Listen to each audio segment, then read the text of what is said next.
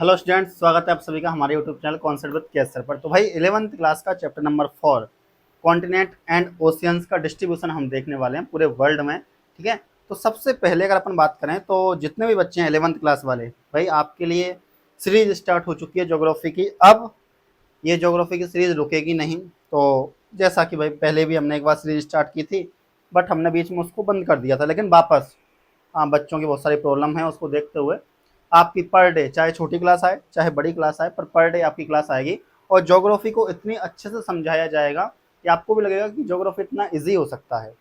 भाई geography subject इतना simple हो सकता है, सिंपल तरीके से समझ सकते हो। अधिकतर हम डायग्राम फॉर्म में आपको समझाएंगे, ठीक है, फ्लो चार्ट के द्वारा हम आपको समझाएंगे, ताकि ज्योग्राफी पढ़ने के बाद आपको हर चीज़ याद रहे। देखो, हमारा ऑब्जेक्टिव होता है, जैसे पॉलिटिकल साइंस जब मैं पढ़ाता हूँ या ज्योग्राफी जब मैं जहाँ पर पढ़ाता हूँ, तो मैं आपको बोलता हूँ कि भाई एक बार पढ़ाया, देन उसके बाद आपके माइंड में वो चीज़ फिक्स है।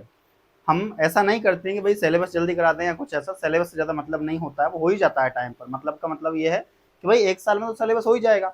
अपना मेन टारगेट तो ये होता है कि बच्चों को एक बार पढ़ाया, पढ़ाने के बाद में बच्चे के माइंड में फिक्स हो जाए डायग्राम की, हाँ कपिल सर ने ये बताया था और ये इस तरीके से होगा, तो ही अपन कह सकते हैं अच्छे से पढ़ाई हो सकती है सभी की। चलिए, चैप्टर नंबर 4 11th क्लास का oceans and continent and oceans का डिस्ट्रीब्यूशन सुनो।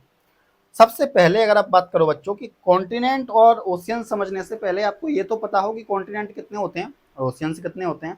सिंपल बात है भाई, आप सबको पता है बेटा कॉन्टिनेंट कितने होते हैं। 7 कॉन्टिनेंट होते हैं, 5 ओशियंस होते हैं। ठीक है, अब अगर कॉन्टिनेंट की बात करें कौन कौन से हैं भाई 7, तो देख लो बेटा यहाँ पर 7 कॉन्टिनेंट मैंने आपको यहाँ पर बता दिए हैं ये वाले। ठीक है, जिसमें सबसे बड़ा लार्जर कॉन्टिनेंट कौन सा है बेटा? एशिया है। सबसे बड़ा कौन सा है भाई? तो याद रखना भाइयों, सबसे बड़ा लार्जर कॉन्टिनेंट है अपना कौन सा? एशिया। पॉपुलेशन वाइज भी यही है, इतना याद रखना है। ठीक है, पॉपुलेशन भी यहीं पर ज़्यादा है एशिया कॉन्टिनेंट में, और एरिया वाइज भी कौन सा कॉन्टिनेंट बड़ा है? तो एशिया कॉन्टिनेंट बड़ा है। ठीक है, अब ध्यान से देखना। देन उसके बाद अगर अपन बात करें तो अफ्रीका ले सकते हैं, सेकंड नंबर पर अपन क्या ले लेंगे? अफ्रीका ले लेंगे। ठीक है, तो याद रखना है कि भाई एक एशिया, अफ्रीका, ठीक है, यूरोप, ऑस्ट्रेलिया, ओसेनिया जिसको बोल सकते हैं। ठीक है, ऑस्ट्रेलिया ओसेनिया बोलो इसको आप। ठीक है, ओसेनिया बोलो। इसके अलावा north America, south America. Total कितने कॉन्टिनेंट हो गए भाई?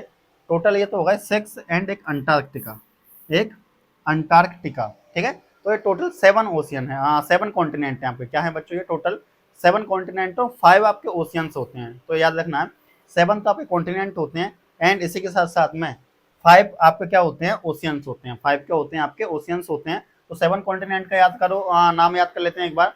एशिया, अफ्रीका, यूरोप, ओशिनिया या ऑस्ट्रेलिया बोलते हैं। ठीक है, और अगर अपन बात करें नीचे क्या आ जाएगा आपका? अंटार्कटिका आ जाएगा, फिर नॉर्थ अमेरिका और साउथ अमेरिका। ठीक है, तो ये किसकी बात हो गई? ये तो बात हो गई भाई हमारे कॉन्टिनेंट्स की, कि भाई कॉन्टिनेंट्स कितने होते हैं। चलिए ओशियंस की बात कर लेते हैं कि भाई हमने बताया, अच्छा कॉन्टिनेंट का सिंपल भाई समझ में आ गया कि भाई कितने टोटल? 7 है। कितने टोटल? 7 है, याद रखना है। चलो ओशियंस की बात करते हैं, तो ओशियंस कितने होते हैं बच्चों टोटल? तो ओशियंस होते हैं 5। कितने ओशियंस होते हैं? 5 ओशियंस होते हैं, 5 ओशियंस होते हैं। ठीक है, तो सुनो ध्यान से। अगर अपन बात करें, एक होता है इंडियन ओशियन, भाई ये हमारा प्यारा भारत। ठीक है, इंडियन ओशियन। ठीक है, साउथर्न ओशियन। ठीक है, अटलांटिक ओशियन इधर ऊपर की तरफ इधर आ जाएगा, ये आर्कटिक ओशियन, और ये पैसिफिक ओशियन, इधर भी पैसिफिक ओशियन है और यहाँ पर भी ये पैसिफिक ओशियन है। ये इंडियन ओशियन नहीं, यहाँ पर पैसिफिक ओशियन लिखना है। ठीक है, तो टोटल ओशियंस कितने हैं बच्चों? टोटल ओशियंस भी आपके 5 हैं। ठीक है, इतना याद रखना है। कितने ओशियन है बेटा? 5 ओशियन है, इतना याद रखना है। इधर भी पैसिफिक ओशियन आएगा, इधर भी पैसिफिक ओशियन आएगा। ठीक है, ये अपना अटलांटिक ओशियन आ जाएगा, इधर आर्कटिक ओशियन आ जाएगा, साउथर्न ओशियन आ जाएगा। टोटल ऐसे करके कितने ओशियंस हैं भाई अपने पास? 5 ओशियंस है। कितने ओशियंस हैं? 5 ओशियंस है, इतना याद रखना है। काउंट कर लो भाई, 1 2 3 4 एंड 5। तो 5 क्या है अपने? ओशियंस है, इतना आपको याद रखना है। इमेज में थोड़ी सी मिस्टेक हो गई, कोई बात नहीं। चलो, तो टोटल कितने ओशियंस? Total 5 oceans. टोटल कितने कॉन्टिनेंट? टोटल 7 कॉन्टिनेंट है। अब इस चैप्टर में हम ये पढ़ने वाले हैं कि भाई जो कॉन्टिनेंट में आपको बार बार वर्ड बोल रहा हूँ, महाद्वीप में आपको जो ये शब्द बोल रहा हूँ, इस महाद्वीप ने अर्थ के कितने परसेंट भाग को कवर कर रखा है? अगर मैं आपसे पूछूं कि भाई टोटल कॉन्टिनेंट जितने भी हैं बेटा, इन टोटल कॉन्टिनेंट्स ने अर्थ के कितने परसेंट भाग को कवर कर रखा है? तो अपन कह सकते हैं 29% पार्ट को। 29% अर्थ के भाग को या अर्थ सरफेस को कवर करते हैं कौन? कॉन्टिनेंट, जो कि कितने हैं? 7 हैं। इसके अलावा बाकी का बचा हुआ 71% पार्ट जो है बाकी का बचा हुआ 71% पार्ट जो है किसका, अर्थ का, उसे कौन कवर करते हैं भाई, ओशियंस कवर करते हैं। कौन कवर करते हैं, ओशियंस कवर करते हैं, इतना याद रखना है। तो क्या समझ में आया, एक टोटल कॉन्टिनेंट 7 है जो कि अर्थ सरफेस के 29 भाग को या 29% पार्ट को कवर करते हैं, और ओशियंस आपके 5 हैं जो कि अर्थ सरफेस के अपन कह सकते हैं कितने को, 71 भाग को या 71% पार्ट को कवर करते हैं। ठीक है, यहां तक बात समझ में आई। अब अगर अपन बात करें कि देखो पोजीशन, चलो अपन ऐसा करते हैं, इसको थोड़ा सा मैं रफ कर देता हूँ। चलो सुनो, अगर अपन बात करें कि भाई क्या ये कॉन्टिनेंट सच में पहले ऐसे ही थे, जैसा इनका साइज, जैसा इनका डिस्ट्रीब्यूशन आज आपको दिखाई दे रहा है, क्या सच में ये अमेरिका और ये साउथ अफ्रीका और साउथ अमेरिका सच में पहले ऐसा ही था? क्या इंडिया पहले यहीं पर था? क्या जो अपन यूरोप की बात करते हैं पहले अलग नहीं था? क्या नॉर्थ अमेरिका पहले ऐसा ही था, साउथ अमेरिका ऐसा ही था? क्या इनका डिस्ट्रीब्यूशन, इनकी पोजीशन सेम थी क्या? तो नहीं भाई, टाइम के अकॉर्डिंग फ्यूचर में भी पोजीशन इनकी अलग होगी आने वाले टाइम में, और पास्ट में भी इनकी पोजीशन अलग होती थी बच्चों। ठीक है, तो कॉन्टिनेंट क्या करते हैं, अपनी साइज को बदलते रहते हैं। अब क्या खुद बदलते रहते हैं? तो आपने प्लेट टेक्टोनिक सुना होगा। ठीक है, तुम कॉन्टिनेंट ऐसा मान करके चलो कि भाई पहले ये पूरे कॉन्टिनेंट एक ही हुआ करते थे बच्चों। पहले जैसे एक बिस्किट की प्लेट है, मतलब एक प्लास्टिक की प्लेट है जिस पर बिस्किट रखे हुए हैं, तो जो प्लास्टिक की प्लेट है ना, वो पूरी एक क्या है, पूरा ही पूरा एक कॉन्टिनेंट मान के चलो। फिर उस पर अगर तुमने बिस्किट रख दिए तो बिस्किट क्या हो जाएंगे आपके, ये अलग अलग कॉन्टिनेंट हो गए। बताऊंगा अभी एग्जाम्पल देके, डोंट वरी। तो चलिए अगर बात करें बेटा पोजीशन की कि भाई इनकी पोजीशन क्या है, तो कॉन्टिनेंट की जो पोजीशन है और ओशियंस की जो पोजीशन है ऑल्सो चेंज, इनमें हमेशा बदलाव आता है, इतना याद रखना है। ठीक है, ओशियंस की पोजीशन में भी थोड़ी बहुत बदलाव आता है और कॉन्टिनेंट की पोजीशन में तो बदलाव आता ही है। तो इनकी जो पोजीशन है वो चेंजेबल है, बदलाव आता है। ठीक है, फ्यूचर में आने वाले टाइम में और भी बदलाव आएगा, पास्ट में भी बदलाव आए थे, इतना आपको याद रखना है। ठीक है भाई, यहाँ तक कोई दिक्कत? इजी काम था, सिंपल काम था। चलिए अब अगला बात करें तो याद रखना है, तो इसमें क्या देखा हमने, इसमें मैंने आपको बता दिया कॉन्टिनेंट और ओशियंस के बारे में हमने जाना है इसमें। ठीक है, चलिए तो कॉन्टिनेंट और ओशियंस के बारे में चलो एक बार समाप्त करा देता हूँ अगर आपका हो तो। भाई कॉन्टिनेंट और ओशियन के बारे में हमने जाना कि भाई हमारी अर्थ पर टोटल 7 कॉन्टिनेंट हैं जो कि हमारी अर्थ सरफेस के 21% पार्ट को कवर करते हैं, और हमारी अर्थ पर टोटल 5 ओशियन हैं जो कि अर्थ सरफेस के 71% पार्ट को क्या करते हैं, कवर करते हैं। हमारी अर्थ सरफेस पर टोटल 5 ओशियंस हैं जो कि अर्थ सरफेस के 71% पार्ट को क्या करते हैं, कवर करते हैं, इतना याद रखना है। कॉन्टिनेंट और ओशियंस की जो पोजीशन है वो आने वाले टाइम में भी चेंज होगी और पहले भी चेंज होती थी, पास्ट में भी चेंज होती थी। मतलब अपन कह सकते हैं कि कॉन्टिनेंट और ओशियंस की जो पोजीशन है वो बदलती रहती है बच्चों। ठीक है, चलिए अब अगला ये रिवीजन भी हो गया भाई अपना। चलो आगे बात करें बच्चों अपन, तो देखो बहुत सारे जो साइंटिस्ट हैं, ध्यान से देखना है आपको, एनसीईआरटी का ही चल रहा है सब कुछ ये, बहुत सारे साइंटिस्ट स्टडी करते हैं कि भाई जो कॉन्टिनेंट और जो ओशियन है इनकी पोजीशन चेंज कैसे होती है। समझ पा रहे हो? क्या सच में पहले पूरा की पूरा एक ही कॉन्टिनेंट था? मतलब पहले जिसको अपन बोल सकते हैं ना मेगा कॉन्टिनेंट, जिसको अपन बोलते हैं, क्या बोलते हैं बेटा, मेगा कॉन्टिनेंट अपन जिसको बोल रहे हैं, क्या सच में पहले ऐसा ही था? एक मुद्दा ये भी आता है भाई। तो सुनिए, इसके लिए एक थ्योरी आती है कॉन्टिनेंटल ड्रिफ्ट थ्योरी। कौन सी आती है? कॉन्टिनेंटल ड्रिफ्ट थ्योरी आती है। अब इसमें क्या होता है, कॉन्टिनेंटल ड्रिफ्ट थ्योरी में अगर अपन बात करें तो many scientist continent were once joint, बोला गया है। बहुत सारे साइंटिस्ट ये मानते हैं कि पहले पूरे कॉन्टिनेंट, टोटल कितने कॉन्टिनेंट बेटा, टोटल 7 कॉन्टिनेंट। बहुत सारे साइंटिस्ट ये कहते हैं भाई साहब ये 7 के 7 पहले आपस में जुड़े हुए थे, टोटल आपस में क्या हुए थे, ये एक ही था। मतलब ऐसा कहते हैं, कितने थे, एक ही था ये सब कुछ, 7 के 7 कॉन्टिनेंट एक थे, ऐसा मान के चलते हैं बहुत सारे साइंटिस्ट। कॉन्टिनेंटल ड्रिफ्ट थ्योरी में ये बातें आई हैं सामने। अब कॉन्टिनेंटल ड्रिफ्ट थ्योरी बताऊंगा बच्चों आगे। ठीक है, अब सुनो, ऐसा करते हैं, मैं आपको सिंपल वे में समझाता हूँ ताकि चीजें इजी वे में रहें। चलिए तो देखो बच्चों, अगर बात करें कॉन्टिनेंट एंड ओशियंस की, तो सबसे पहला पॉइंट जो आपको याद रखना है भाई, देखो अगर बात करें continent cover 29% of earth surface, rest is ocean water. बोला गया है कि देखो जो कॉन्टिनेंट है वो अर्थ सरफेस के 29% पार्ट को कवर करते हैं, बाकी का पार्ट जो बचा हुआ है वहां पर ओशियनिक वाटर है, इतना याद रखना है। Position of continents and oceans were not the same in the past, कि भाई पास्ट में कॉन्टिनेंट और ओशियंस की जो पोजीशन है बेटा वो सेम नहीं थी, एक जैसी नहीं थी। And will also change in the future, और आने वाले टाइम में भी इनकी पोजीशन बदलती रहेगी। अगला, scientist study how continent and oceans change position. भाई साइंटिस्ट जो है बेटा वो स्टडी करते हैं कि कॉन्टिनेंट और ओशियंस की पोजीशन चेंज कैसे होती है। And how their earlier position are known. और अगर अपन बात करें कि कैसे भाई इनकी ये प्रारंभिक पोजीशन में पहले कैसे हुआ करते थे, अब ये कैसे हैं, बदलाव कैसे आया, ये सब कुछ साइंटिस्ट वगैरह क्या करते हैं बेटा, स्टडी करते हैं। इधर देखो बेटा ध्यान से, अब इधर अपन बात कर रहे हैं बेटा कॉन्टिनेंटल ड्रिफ्ट थ्योरी की। किसकी बात कर रहे हैं, नीचे लिखा देखो मैंने, कॉन्टिनेंटल ड्रिफ्ट थ्योरी। अब कॉन्टिनेंटल ड्रिफ्ट थ्योरी क्या होती है, सुनना बच्चों ध्यान से।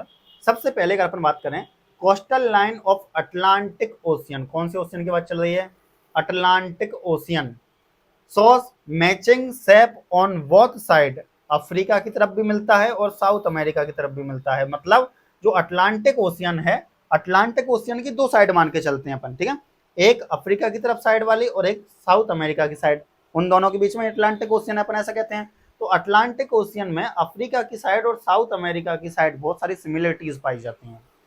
अब भाई आपको दिखाना पड़ेगा, चले हमारा टारगेट बिल्कुल आपको अच्छे से पढ़ाना है, तो अच्छे से दिखाते हैं आपको वही क्या है मामला, मुद्दा क्या है। सुनो, बात चल रही है अटलांटिक ओशियन की। देखो तो यहाँ पर ये मुद्दा यहाँ के बात चल रहा है, ठीक है, यहाँ की बात चल रही है। अब देखो उसमें बोला ये गया है कि भाई अफ्रीका की साइड मतलब ये वाली साइड, ठीक है, साउथ अमेरिका की साइड मतलब ये वाली साइड, इन दोनों में बहुत सारी सिमिलरिटीज हैं। कैसे सिमिलरिटीज हैं, इधर देखो ध्यान से, ये है अटलांटिक ओशियन, ये मैंने यहाँ पे बनाया था, ये मैंने देख लो इधर इधर, ये यहाँ पे बनाया था, और ये यहाँ पर, ये अटलांटिक ओशियन है, ये दोनों के बीच की बात चल रही है। इसके ये रहा, ये वाला ये रहा, इन दोनों के बीच में अटलांटिक ओशियन, यहाँ पे अटलांटिक ओशियन बना दिया। सुनो ध्यान से अब, तो अगर अपन देखें बच्चों, ध्यान से देखना बिल्कुल, अगर अपन देखें तो क्या आपको नहीं लगता कि ये वाला जो पार्ट है, ये वाला जो पार्ट है वो इसमें फिट हो सकता है? क्या आपको नहीं लगता ऐसा? हो सकता है भाई, ये वाला जो पार्ट है, ये वाला जो पार्ट है यहाँ से यहाँ तक का, वो यहाँ से यहाँ तक फिट हो सकता है। हाँ हो सकता है भाई, अगर इसको यहाँ पे जोड़ा जाए तो जोड़ सकता है। तो अपन कह सकते हैं कि अटलांटिक ओशियन में दोनों तरफ, इधर देखो ये क्या है अफ्रीका, ये क्या है बेटा अफ्रीका, और ये क्या है साउथ अमेरिका। तो अटलांटिक ओशियन के दोनों साइड, अफ्रीका की साइड और साउथ अमेरिका की साइड क्या पाई जाती है, बहुत सारी सिमिलरिटीज पाई जाती है। क्या पाई जाती है बेटा, बहुत सारी सिमिलरिटीज पाई जाती है, इतना याद रखना है। देखो coast line of Atlantic Ocean shows matching shape on both sides Africa and South America, कि जो इनका शेप है ना बेटा वो मिलता है दोनों तरफ, इधर भी मिलता है और इधर भी मिलता है, क्योंकि इसको इसमें फिट किया जा सकता है। वो गेम नहीं आता कि बच्चों का जिसमें वो रबड़ के फिट करने होते हैं, भाई इससे इसको मिलाओ इससे इसको मिलाओ, ठीक है, ऐसे करके। तो अपन कह सकते हैं अटलांटिक ओशियन की दोनों साइडें मैच खाती हैं। चलो मतलब दोनों साइडों में समानता पाई जाती है, इनके शेप में, इनके आकार में। अटलांटिक ओशियन यहाँ पर है, आपको मैंने बता दिया। चलो आगे बात करते हैं थोड़ा सा और, अब सुनो ध्यान से, इधर आइए। चलो अब कॉन्टिनेंटल ड्रिफ्ट थ्योरी में ही आगे बताया गया है, और भी सारी चीजें बताई गई हैं कॉन्टिनेंटल ड्रिफ्ट थ्योरी में, कि अल्फ्रेड वैगनर ने दी। ये तो आपको पता ही है कि भाई अल्फ्रेड वैगनर ने कॉन्टिनेंटल ड्रिफ्ट थ्योरी दी थी। अब अल्फ्रेड वैगनर ने और क्या सारी चीजें बताई, सुनो ध्यान से। अल्फ्रेड वैगनर कहता है भाई, अल्फ्रेड वैगनर क्या कहता है सुनो, अल्फ्रेड वैगनर कहता है कि देखो अब ये टोटल एक कॉन्टिनेंट बनाया गया है, पूरा की पूरा क्या बनाया गया है, ये पूरा एक मेगा कॉन्टिनेंट बनाया गया है। अभी मैं आपको क्या पढ़ा रहा हूँ, अभी मैं आपको कॉन्टिनेंटल ड्रिफ्ट थ्योरी समझा रहा हूँ, ठीक है। अल्फ्रेड वैगनर मतलब बहुत सारे साइंटिस्ट थे जिनका नाम भी आएगा, ठीक है, आगे। तो जैसे कि अपन यहाँ पे चल रहे थे, मैं चलो बता देता हूँ आपको। यहाँ पे देखो ये वाला, अगर अपन बात करें मैनी साइंटिस्ट तो कॉन्टिनेंट वर वंस जॉइंट, तो भाई बहुत सारे साइंटिस्टों ने ये पाया या उन्होंने ऐसा कहा कि जो जितने भी कॉन्टिनेंट हैं बेटा आज जो एग्जिस्ट करते हैं वो सब पहले आपस में जुड़े हुए थे। एक दो के नाम भी है बेटा यहाँ पर, अब्राहम, ठीक है, इन्होंने 1966 में कहा कि भाई first proposed ideas of continents once joint, इन्होंने सबसे पहले बताया, कि इन्होंने अब्राहम ने सबसे पहले बताया, इतना याद रखना है। 1966 में किसने बताया, अब्राहम ने 1966 में सबसे पहले बताया कि जितने भी कॉन्टिनेंट हैं ये आपस में जुड़े हुए थे पहले, सबसे पहले इन्होंने बताया, अब्राहम ऑर्टिलियस ने बताया। किसने बताया बेटा, अब्राहम ऑर्टिलियस ने 1966 में ऐसा बताया कि जितने भी कॉन्टिनेंट हैं वो आपस में जुड़े हुए थे पहले, ठीक है। इसके अलावा अगर और आगे अपन बात करें तो एंटोनियो पेलेग्रीनी, इन्होंने कहा drew a map showing 3 continent together, इन्होंने एक मैप बनाया, इस मैप में इन्होंने बताया कि तीनों कॉन्टिनेंट मतलब 3 कॉन्टिनेंट आपस में जुड़े हुए हैं। ये किसने बताया, तो ये बताया एंटिनो ने। किसने बताया, एंटिनो ने। तो इन ये सब क्या बता रहे हैं, ये सब ये समझाना चाह रहे हैं कि भैया पहले कॉन्टिनेंट एक ही था, पूरा मेगा कॉन्टिनेंट। इन सब की थ्योरीज हमने पढ़ी, इन सब के बारे में हमने जाना, लेकिन सबसे ज्यादा जिस थ्योरी को सपोर्ट मिला, जिस थ्योरी को सबसे ज्यादा माना गया, वो अल्फ्रेड वैगनर की थी। किसकी थी बेटा, अल्फ्रेड वैगनर की थी, इतना याद रखना है। अब अल्फ्रेड वैगनर ने थ्योरी दी किसकी, कॉन्टिनेंटल ड्रिफ्ट थ्योरी। क्या दी, कॉन्टिनेंटल ड्रिफ्ट थ्योरी दी किसने, अल्फ्रेड वैगनर ने, इतना याद रखना है। अब सुनो, अल्फ्रेड वेगनर की थ्योरी देखते हैं कि भाई उसने क्या कहा।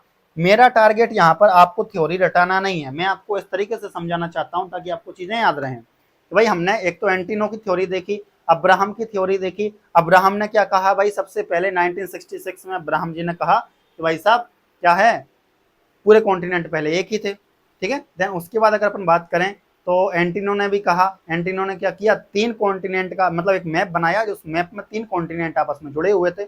अब कॉन्टिनेंटल ड्रिफ्ट थ्योरी जो अल्फ्रेड वेगनर ने दी भाई, उसने कहा कि देखो भैया पूरा ये एक ही था, पूरा ये क्या था, एक ही था। अब इसने क्या कहा, इन्होंने कहा कि देखो भाई आज जितने भी कॉन्टिनेंट एग्जिस्ट करते हैं, मतलब उस टाइम पर तो भविष्य देखा नहीं था किसी ने, तो उस टाइम पर अगर अपन बात करें तो अपन कह सकते हैं पूरा जुड़ा हुआ था। जब ये खोज हुई, जब इसके बारे में पता लगाया गया, तो अल्फ्रेड वेगनर नामक साइंटिस्ट ने कहा कि देखो भाई ये पूरे कॉन्टिनेंट आपस में जुड़े हुए थे, और इस पूरे कॉन्टिनेंट आपस में जब जुड़े हुए थे तो इसको मेगा कॉन्टिनेंट बोला जाता था। क्या बोला जाता था, मेगा कॉन्टिनेंट। क्या बोला जाता था, मेगा या मास कॉन्टिनेंट बोला जाता था उस टाइम पर। इतना याद रखना है, क्यों, क्योंकि भाई ये सातों की सातों कॉन्टिनेंट आपस में जुड़ करके मेगा कॉन्टिनेंट या मास कॉन्टिनेंट बनाते हैं, ठीक है। तो पूरे कॉन्टिनेंट आपस में जुड़े हुए थे, जिसकी वजह से मेगा कॉन्टिनेंट बोला जाता था। और इसको बोला जाता था पेंजिया।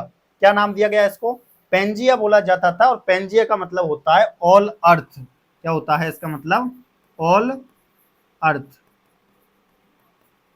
पेंजिया मतलब क्या होता है, ऑल अर्थ। इतना याद रखना है। पेंजिया मतलब क्या होता है भाई, पेंजिया मतलब होता है ऑल अर्थ, ठीक है। देन उसके बाद अगर अपन बात करें कि देखो सबसे पहले अगर अपन बात करें कि अर्थ, अच्छा मैंने ये डायग्राम ऐसा क्यों बनाया है भाई यहाँ पर, ये इसको बनाने का एक रीजन है, बताऊं आपको मैं अभी। पहले इसको मैं रफ कर देता हूँ। चलिए देखो, अगर अपन बात करें बच्चों की, जो पेंजिया है, पेंजिया के चारों तरफ, पेंजिया मतलब ऑल अर्थ, ऑल अर्थ मतलब टोटल कॉन्टिनेंट की बात चल रही है। टोटल कॉन्टिनेंट अर्थ सरफेस के कितने पार्ट को कवर करते हैं, 21% पार्ट को कवर करते हैं। इसके चारों साइड मतलब इसके चारों तरफ, ये जो है ये, इसके चारों तरफ, लाइट जा चुकी है बच्चों, कोई बात नहीं, चलने देते हैं क्लास। तो इसके चारों तरफ ये वाला पार्ट जो है बच्चों, ये वाला पार्ट, ये वाला पार्ट कहलाएगा क्या, ये पूरा की पूरा क्या है, वाटर है, पूरा की पूरा क्या है, ओशियनिक वाटर है, ठीक है। तो इसको अपन कहेंगे ऑल वाटर। क्या कहेंगे, ऑल वाटर कहेंगे इसको अपन। यहाँ लग देता हूं मैं, ये चारों तरफ जो पार्ट आ रहा है इसको बोलेंगे ऑल वाटर। क्या बोलेंगे, ऑल वाटर। लाइट जा चुकी है, ऑल वाटर बोलेंगे। और इसको नाम दिया गया पेंथालासा। क्या नाम दिया गया, पेंथालासा इसको नाम दिया गया। इतना याद रखना है, क्या नाम दिया गया बच्चों, पेंथालासा इसको नाम दिया गया। तो याद रखना है कि पेंजिया के चारों तरफ या मेगा कॉन्टिनेंट के चारों तरफ जो वाटर पाया जाता है, जिससे वो पूरा घिरा रहता है, उसको पेंथालासा नाम दिया गया था। अब आगे जाकर के पेंजिया क्या होता है बेटा, इधर देखो ध्यान से, इधर वाले टाइम पर आइए। देखो अब जो ये पेंजिया है इसकी बात कर रहा हूं, ये डायग्राम, ये जो इमेज है आपके लिए बनवाए गए हैं, ठीक है। सुनो ध्यान से, आगे क्या होता है, ये जो पेंजिया है, ये जो पेंजिया है आगे जाकर के कब, लगभग started splitting 200 million years ago. 200 million years ago क्या होता है, जो पेंजिया है इसमें स्प्लिट स्टार्ट होता है। और पेंजिया एक तो लोरेशिया में और एक गोंडवाना लैंड में स्प्लिट हो जाता है, टूट जाता है।